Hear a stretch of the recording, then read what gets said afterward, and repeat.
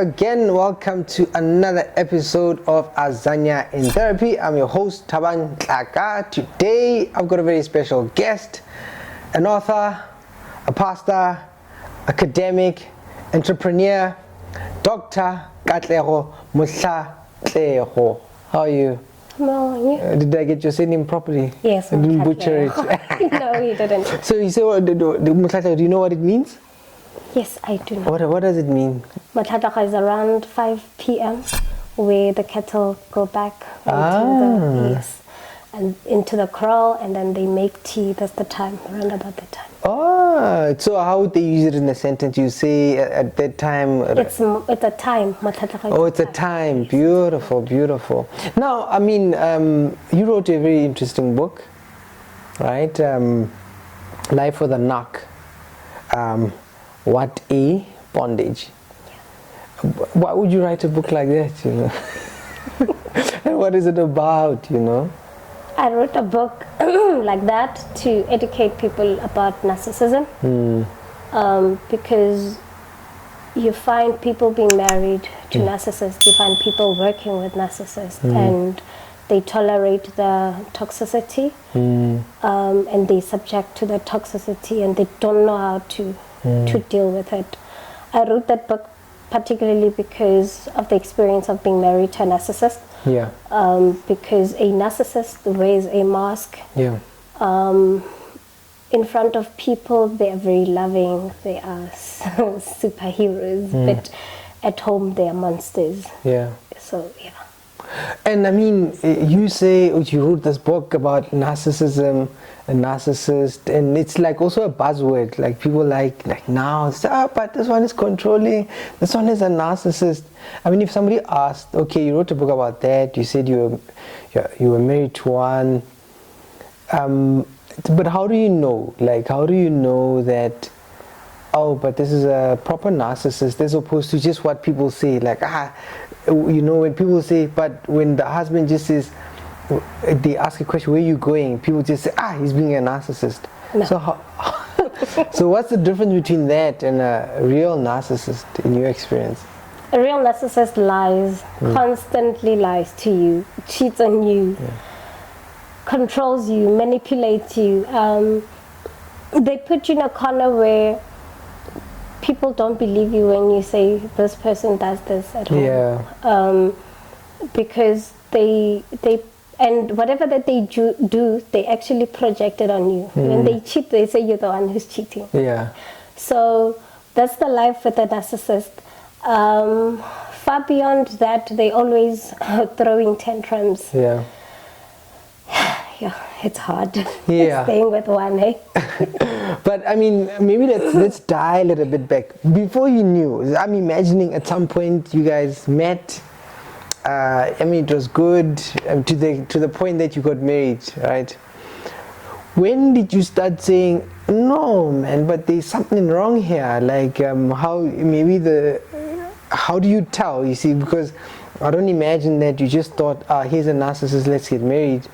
At some point, I suppose the relationship was different. Could you maybe help those who don't understand, how does it, get to that point where how do things start and eventually you start realizing, but hang on, something is wrong? No, you see the red flags. But at the beginning? Right at the beginning, but you tend to, this is narcissists target empaths. Yeah. People who are very empathetic, people who are always giving second chances, and then you as a second chance giver, you always try to make excuses like, no, it's not what it is. This person is not like this. Especially when looking at the profession of a person or a ministerial position, then you would think, no, it's not what it is. Red flags are there right from the beginning. In my case, I saw red flags during courtship, but I didn't actually think that far. I mean, we are all humans, we make mistakes, and I thought, nah, he's just being human. But and at the time you are in love, you are excited. And another thing is with narcissists, their courtship don't last more than 6 months. they just want to seal a deal within that period. Within 3 months, 6 months, they marry you. That's just them. So other things, most of the things you get to see them when you're inside. So you're like, okay. Yeah, but what was your red flag? What was your first red flag? Something that made you go, this is not right. But maybe you brushed it away or didn't think it goes deeper than what you were observing. One of them was when we're going through premarital counseling, we're in a session, and then we were asked about our goals and what we intend doing in the future. We shared our goals, wrote them down. But it's how he reacted towards the goal of me wanting to go back to school. It was alarming, but I didn't read much into it. Until now, actually, when things play back, when I replay everything that has ever happened, I'm like, okay, I should have actually stopped right there. When you're making the connections. But what was the reaction that made you go, hey, but this doesn't seem right?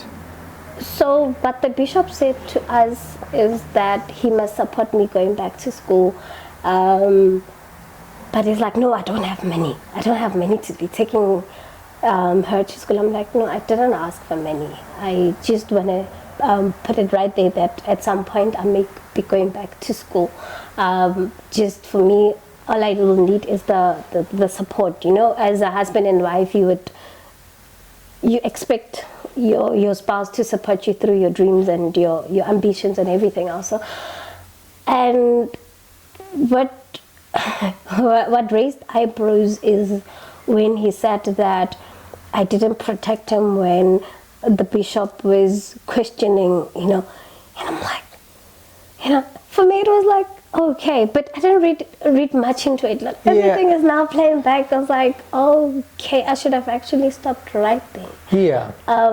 Because as time went by, this is the person who, when I speak about doing a course, I'm not supported. He would say he supports me, but actually he doesn't want me to actually move, to be more successful than I am.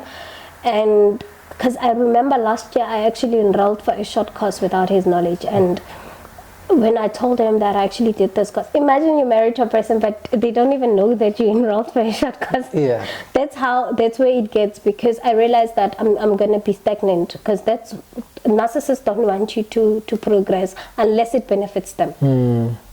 So, I mean, what you're talking about is, somebody who responded in a negative way to the idea that you're going to study. This is now while you're busy courting. Okay, you get married, and when do you start seeing other signs that something's not right? Okay, and then another sign was with his kids, because in our marriage he brought 2 boys, I brought 1 boy, and then we have our boy. So he would say things, and sometimes when a person speaks, you don't really read much into it. Yeah. Like, okay, no, you receive what the person says, but when you're alone, you're like, no. You're like, this doesn't make sense. It doesn't make sense at all. Yeah, so I mean, you talk about something, so when you reflect on your own. When you reflect, you're like, no way. Yeah. Because for me, my vision was, okay, you bring in your kids, I'm bringing my kid. But then when you tell me that I'm going to leave, my child should stay at home, what do you mean? When I should be raising your kids? So it's like, no. Or is it that whole thing when you were starting a family, it was like, okay, we will live with the kids I'm coming with, but the child that you have needs to stay with you, his grandparents?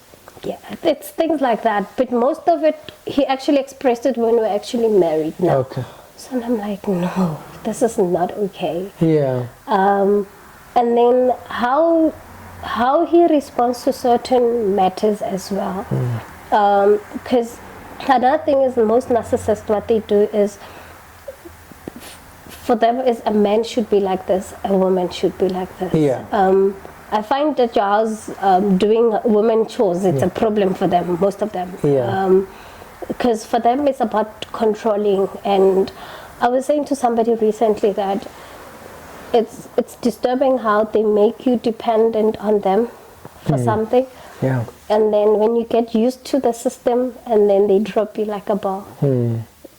And what is the system? Is the system with, because when we think about people who have a narcissistic personality disorder, we are talking about people who, they have a sense of grandiosity, they self-importance. They have to be important. They want to associate themselves with important people. They lack empathy. They See you as beneath. Yeah, because if you don't meet their level, you're a nobody, or you're not somebody to be respected.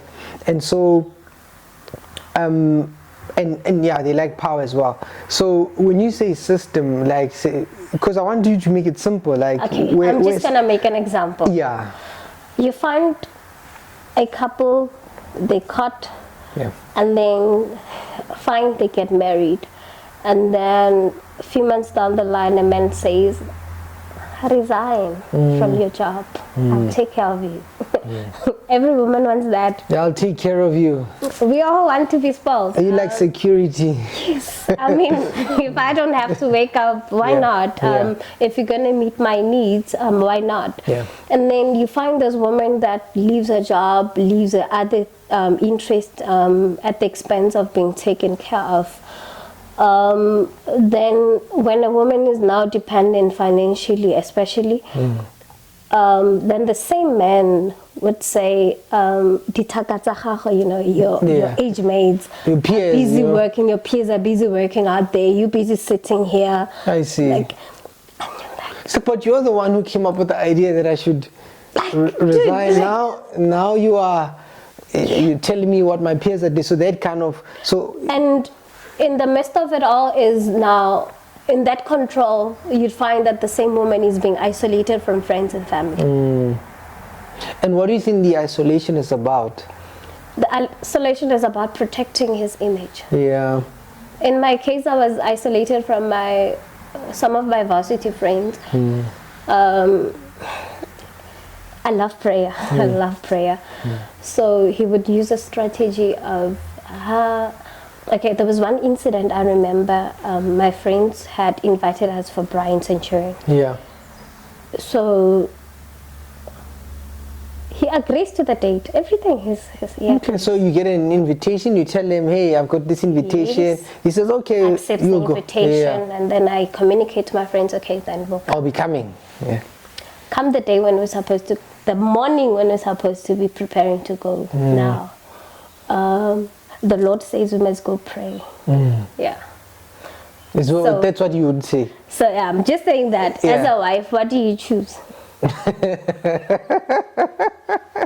Do you defy the Lord, or do you go to a party? I'm just saying that you're supposed to be submissive, and because he knows that I love prayer, so strategically it works. I choose pray, and I choose a husband who I choose to submit to, and then we go pray for those hours, and then before you know it, we come back. I mean, it's late. I can't go.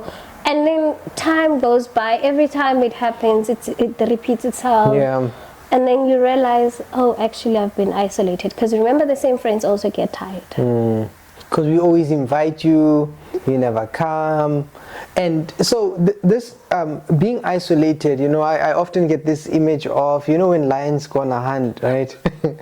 They like sort of, they look at, whatever a herd is there, and they want to separate the lonely one, the injured one, or the one that's just by itself, and then they cut that one off in order to be able to attack.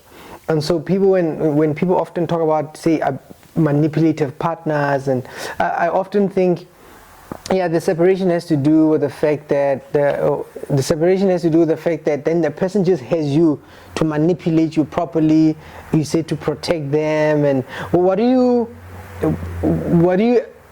you notice that you were cut off from? Like, was it just friends, or was it just activities? Or was it just people? Were there things you were interested in and Some not? interest you let go, you let go of them. But the thing is, when you're inside that abusive relationship, you don't see. Yeah. That's why in my book, I stated that you can never ever tell a person that is in a narcissistic abuse Yeah. to say that you should leave. No, you Yeah. can't tell a victim to leave, because they've been trained to protect the perpetrator. Yeah. They've been trained to remember. There's a mask. There's the perfect image. So the society knows that perfect image. They so say you need to protect that image. So once you say, "But my husband does this," nobody's gonna believe you. Yeah. So you're in a shell per se. That is why I was saying, what a bondage, because it's more like a slave. You're in prison. But people don't know that you're in prison, including your family. Very often I have people saying, you know this person I'm describing, if he walked in here, you'd say I'm lying, you'd say I'm making up Perfect stories. picture, Facebook, Yeah. Instagram pictures, those are the ones. Very perfect. At the mall, it's hand in hand. You think, oh, it's awesome. Things are great. But then you find the same couple that in that midst of, lovey-dovey, whatever, that person has bruised the other with words.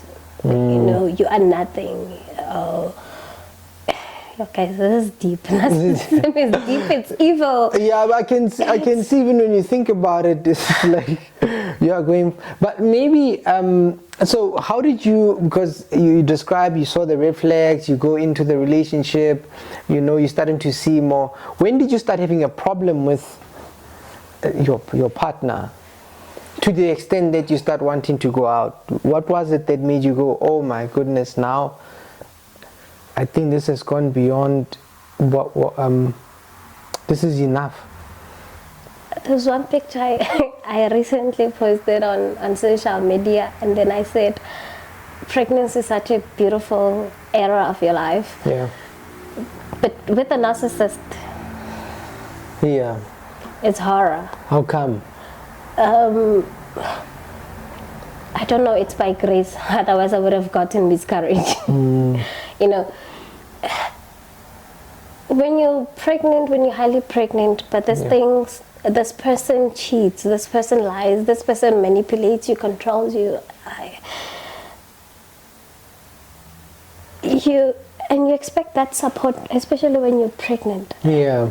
But a person would give you silent treatment, comes back, gaslights you, comes back, gives you flowers, and you're like, okay. You are love bombed here, you are gaslit here. Like, honey, are you sure you did that? Are you really sure that? It's... Then I realized, no, this is not the cycle that I'm going to be living in. I see. Because you get threatened, a narcissist would threaten you that I'll divorce you. Yeah. Then when you say, okay, let's do it, then comes back and say no, because he had been divorced before. So say, no, divorce is a very terrifying thing. I don't want to put you through such thing. You're such a soft person. And I was like, okay. But this is the same person, then after that, I like, guys, it's deep. It's the thing is with narcissism, it breaks you, it damages you, and leaves you confused. Yeah. So then, for me, what was happening is, in the midst of what was happening, there was somebody that I was confiding in. She's a medical doctor by profession. She's in her 50s. She's a mother to me. So, and the reason you were confiding in her, because it's like at the time you felt something wasn't right. You were unhappy. Okay, I would get text and emails from him, which they're very disturbing. If I were to share them, they're very disturbing. Insulting you, threatening you? Everything. Okay. Everything. Then some or most of the information I would share it with her, and we're like, So we started analyzing together. We're like, no ways. Yeah. But then I remember there was one lady years ago, before we got married, in the week that he was going to pay the bride price. Yeah. Something happened, but she saw it, but I didn't see it. It was one of the red flags as well. Okay. So everything, but when it plays back, and I'm like, no, there was no way I would have survived in this for another 30 years, because recently this year I met one woman who is married to a narcissist for 30 years. Yeah. So there was one time I was in the office and I explained to my husband, and then she's like, you just described my ex-husband. Are you sure your husband is not a narcissist? I'm like, he's pretty much a narcissist, and that is why I'm writing a second book about this experience. And she laughed. The second book after this? No, so last year I started a book before this about my personal experience. So I was journaling. I see. Yeah, and then this year, then I just wrote this short book just to teach people about narcissism. But my personal book is coming. Okay. So yeah, when I was highly pregnant, he would send these messages. For an example, he would say, you're still young, you can marry a doctor. Like, what's this about? Where did that come from? You can still get married, you're still young. You can get married to people of your level, you can get married to a doctor. But Is this after you got your PhD, or? I got PhD long time ago, way before I got married to him. So, but then he married me knowing that I do have a PhD. So, but I was like, okay. But I was very disturbed. Then I went to Dr. Malobele. They stay in Pretoria East. I went to their house just for a session, and just, on my way there, I'm just going for counseling, just to speak to somebody. Yeah. He sensed things like that as well. I was like, no, you're still young. You can get a young doctor. A young doctor of your age. I was like, so that is where I actually saw that. Because even when I fell pregnant, I remember he said words, because when we were planning to get married, to conceive much later. Yeah. He says to me, baby, are you sure you didn't fall pregnant on purpose?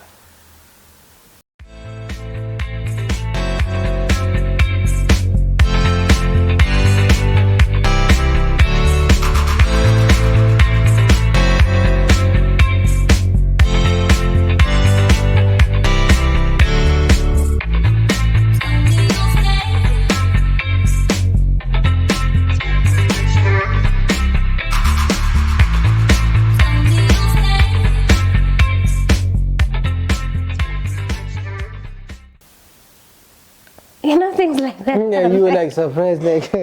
How do I get married? How do I get pregnant on purpose? And I'm like, and having to wait for almost 10 years being celibate for the Lord. So I was like, how do I actually fall pregnant on purpose? So, but it's things like that. But it's just that when you're inside, you don't see. Yeah. You just don't see. So when do you? I want to go back to what you said. You said, if somebody's in a relationship with a narcissist, you don't just go to them and say, get out, because they are isolated, they are manipulated, they don't believe, they don't understand, they're trying to protect the system. But, did you get out, or what was the final straw that made you say, I'm not going to do this anymore, I had meetings with myself. By that you mean you were journaling, reflecting, praying? Did you Google symptoms? Like, I did everything. I had meetings with myself. I called myself to a whole lot of meetings and say, okay, this is what it is. This is where you want to go. This is who you want to become. Yeah. But this is where you are. Now, question is, do you stay or do you leave? Yeah. There's a chapter I wrote, staying or leaving, because I had to actually make a decision. Most people stay because of children. Yeah. And then when you ask them, they say, it's more on the financial aspect. Yeah. If I leave, what's going to happen? What's School gonna fees. happen? If I agitate him, he won't pay, he won't help me. We've got a certain kind of lifestyle. I have people in my circle who are over 60 years and they're still in those type of relationships. And I realized that they've actually endured only because of kids. I see. Now, how would you break down the chapters in your book? You know, what do you deal with? Firstly, is the psychology of what it is and how it's developed. The boundaries. Narcissists don't know boundaries. They just don't know boundaries. You do what I want, and if you don't, then they become very angry at you. Yeah. And they will throw tantrums. Then I speak about love. They don't know what love is. Yeah. Because narcissism stems from a parent-child relationship. What about the parent-child relationship? There's that child that is criticized a lot by a parent and then doesn't get to experience what true love is. Then there's that child that is Kilila family. I don't know how to explain it. The egg, the blue-eyed boy, the precious one. Yes. That one that gets everything at whatever time that they want it, you know. They don't know what no is. So then this boy gets married, and when you say no to this boy, he doesn't understand. He doesn't understand, and that is why as a parent, kids need to know no. Even if you have money, you say no, you're gonna get it next week or you're gonna get it next month. They need to know how to wait. They need to know your no, and for you to be firm with no, and for them to know that they don't just get things from Ahalanje. They are responsibilities. You teach a child you're supposed to wash dishes, and you wash them at this time. Yeah. And so, I mean, so that's how somebody might develop. Say somebody now realizes that they are in that relationship. So what do they do, or what did you do? For me, I went to a therapy. I went to a therapist and spoke about what I was experiencing. Yeah. And then I got to actually also work on myself. Yeah. Because in the end, you still need to choose you. Whether you stay or whether you leave, I always say I don't judge people who stay. But when you stay, know what you're staying for. Yeah. And know how to navigate. The thing is, when you stay, the reality is you have to always be self-sacrificing yourself. So if you're gonna be sacrificing yourself, at what cost? Yeah. And are you gonna be able to survive for so many years? Yeah. And if you do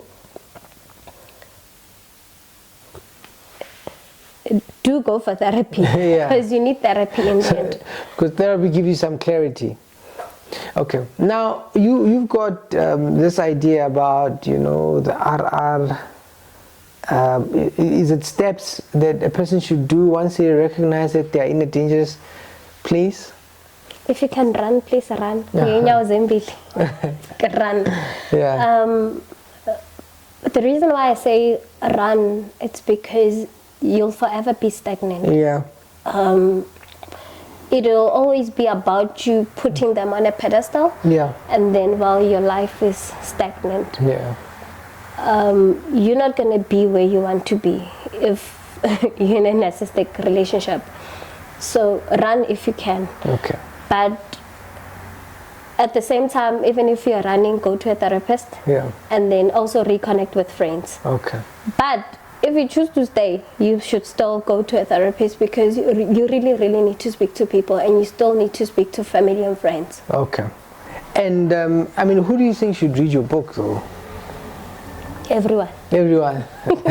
Especially young Christian ladies. Yeah. Most of them, or most of us, are very naive. You meet a brother in church or a pastor in church, and we're not holy, but we expect some level of decency, care, behavior. I mean, we're supposed to be rooted to be like Christ. So we expect a mind of Christ. We expect a character that resembles that of Christ. Yeah. But reality is that some people don't have that. At church, is a brother. He's very holy. He's perfect. He's a worshiper. Yeah. His God is that guy that he's got charisma. But you marry that person, Isaiah Boya, it's bad. At home, he's a monster. A monster, I mean a person that does not resemble the same character that you saw, that you see in church. Yeah. I don't know if you saw the recent clip that was happening in Eastern Cape of a pastor that showed off with the wife the Bible. No. What happens?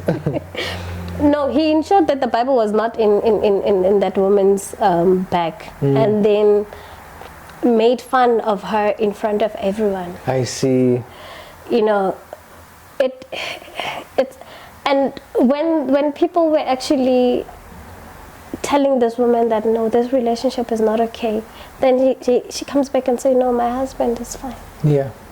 That's where I was going, that they are monsters, but then in front of people they are perfect beings, and victims are being trained to protect these people.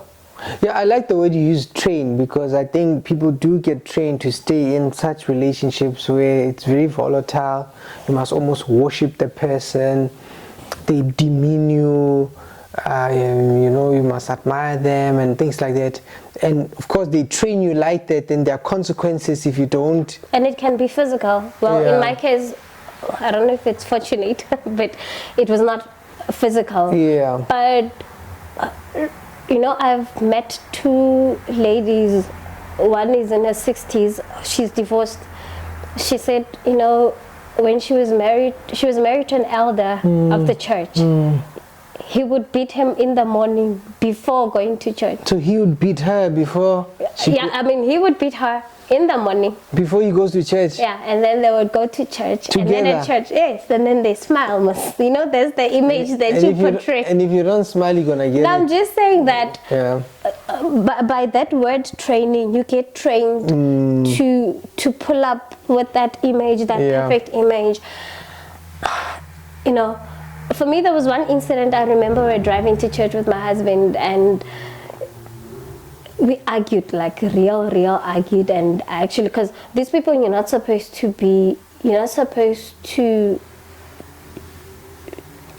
when they tell you that you're not supposed to tell them that they're wrong. Yeah, if you are told something, you must accept it. You must just accept everything. So I'm not that girl. Like, you're not going to tell me when something is wrong, and we're going to fix it. They're not good at conflict resolution. That's why they get so angry. Okay, the kids, fortunately, the kids were not there. It was just the two of us that morning. It stomped up. Yeah. It stomped up. It was a bad Like, we shouted at one another. This is in the morning, we're going to church. And we get there, it's Muruti and Mamariti, everything is fine. You have to smile. We smile, everything.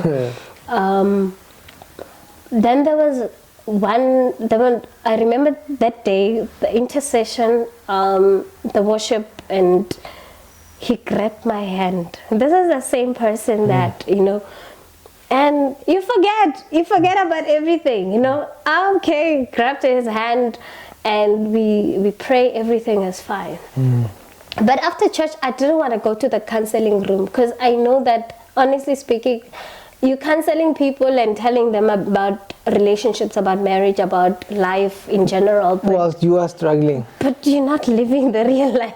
No. It's more like you're a hypocrite of some sort. And I didn't want to go, and I just tried not to go. I remember that day, and then he called somebody to come and call me. And I can't say no. Obviously, I can't refuse.